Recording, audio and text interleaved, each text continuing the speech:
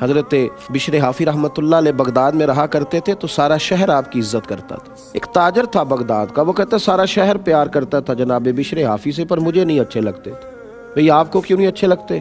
کہنے لگا جمعے والے دن نا فرض کی نماز پڑھتے اور جلدی جلدی نکل جایا کرتے تھے۔ بھئی فرض نماز ہی جماعت کے ساتھ پڑھنا ضروری ہے، باقی اگر کوئی اپنے گھر میں جا کر کے پڑھتا ہے تو اس پر کوئی آدمی شکوہ نہیں کر سکتا، نہ کرنا چاہیے۔ تو کہتے ہیں کہ لوگ مجھے سمجھاتے کہ حضرت بشر حافی بڑے نیک آدمی ہیں، پر میری سمجھ میں بات نہیں آتی تھی۔ ایک دن میں نے فیصلہ کیا کہ میں دیکھوں گا کہ حضرت جمعے والے دن جاتے کہاں ہیں۔ میں نے جمعے کی نماز حضرت کے ساتھ پڑھی، اور جب فرض پڑھ کے حضرت بشر حافی باہر نکلے تو میں بھی پیچھے ہو لیا۔ فرماتے ہیں حضرت ایک نان بائی کی دکان پہ گئے اور نان خریدے تو میں نے ایک بدگمانی کی، میں نے کہا خو پیر صاحب کو بھوک نے ستایا تھا، اس لیے سنن ادا کیے اور نہ نوافل پڑھے اور یہاں آ گئے کھانا کھانے۔ پھر وہاں سے وہ نکلے اور انہوں نے جا کر کے کچھ کباب خریدے تو میں نے کہا کہ ان کی عمر دیکھو اور ذائقہ دیکھو۔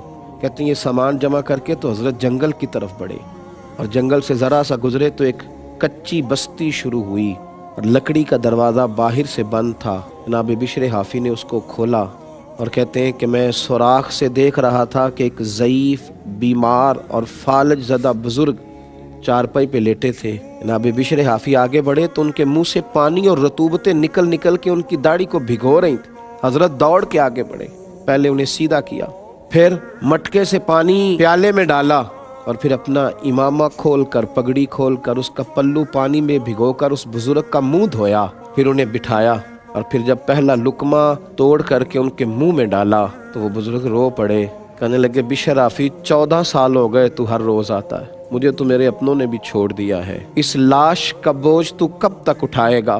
اب تو کوئی میرے قریب نہیں آتا، بس کر یار، تو کب تک آئے گا؟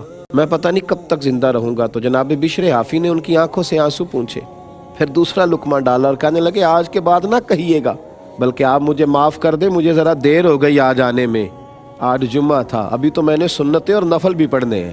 حضرت کھانا کھلا کے نماز پڑھنے لگے، اور جب نوافل اور سنن ادا کر کے حضرت باہر نکلے تو تاجر باہر کھڑا تھا، جناب بشر حافی کے پیروں سے لگ گیا، معاف کر دیں حضور، اور رونے لگا، کہنے لگا جس کو میں آپ کی غلطی سمجھتا تھا وہ تو آپ کی سب سے بڑی نیکی نکل آئی ہے۔ پھر کہنے لگا مجھے مرید کر لے۔ فرمانے لگے ایک شرط پہ کروں گا، یہاں کسی کی کوئی کرامت نکل آئے تو وہ کمپنی کی مشہوری کا ذریعہ بن جاتی ہے، ایک شرط پہ کروں گا۔ کہا وہ کیا؟ فرمانے لگے میری زندگی میں یہ بات کسی سے ذکر نہ کرنا، میرے نامہ اعمال میں یہی تو ایک خیر ہے جو اپنے رب کی بارگاہ میں لے جاؤں گا، اور عرض کروں گا یا اللہ اس کی مدد کے برکت سے میرے اوپر فضل فرما، کسی سے ذکر نہ کرنا۔